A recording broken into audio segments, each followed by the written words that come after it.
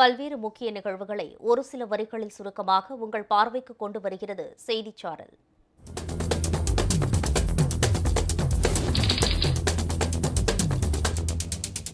ராணிப்பேட்டை மாவட்டம் சோளிங்கரில் மர்மமான முறையில் உயிரிழந்த ஒருங்கிணைந்த வேலூர் மாவட்ட பாமக இளைஞரணி தலைவர் சக்கரவர்த்தியின் உடலுக்கு பாமக தலைவர் அன்புமணி ராமதாஸ் நேரில் சென்று அஞ்சலி செலுத்தினார். உயிரிழந்த சக்கரவர்த்தியின் குடும்பத்தினருக்கு அவர் ஆறுதல் கூறினார். மயிலாடுதுறை மாவட்டம் குத்தாலம் அருகே பண்டாரவாடை கிராமத்தில் உள்ள புனித அந்தோணியார் ஆலய தேர் திருவிழா கோலாகலமாக நடைபெற்றது.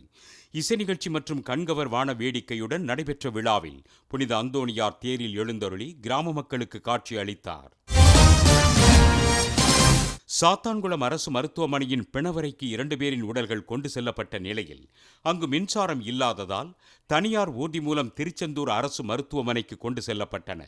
மருத்துவமனைகளில் 24 மணி நேரமும் மின்சாரம் இருப்பதை நலவாழ்வுத்துறை உறுதி செய்ய வேண்டும் என பொதுமக்கள் கோரிக்கை விடுத்துள்ளனர். பணி நிரந்தரம், ஊதிய உயர்வு உள்ளிட்ட கோரிக்கைகளை வலியுறுத்தி NLC ஜீவா ஒப்பந்த தொழிலாளர்கள் வேலை நிறுத்த போராட்டத்தில் ஈடுபட முடிவு செய்துள்ளனர்.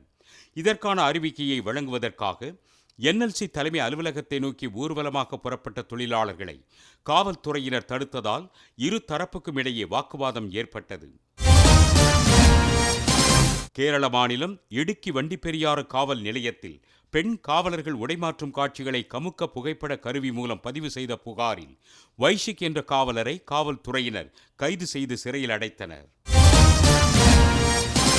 திருவண்ணாமலை மாவட்டம் கலசப்பாக்கம் அருகே உள்ள காஞ்சியில் வாடிக்கையாளர் 2 வாங்கிய கோழி இறைச்சியால் தயாரிக்கப்பட்ட உணவுப் பொருள் கெட்டுப்போய் துர்நாற்றம் வீசியதாக கூறப்படுகிறது.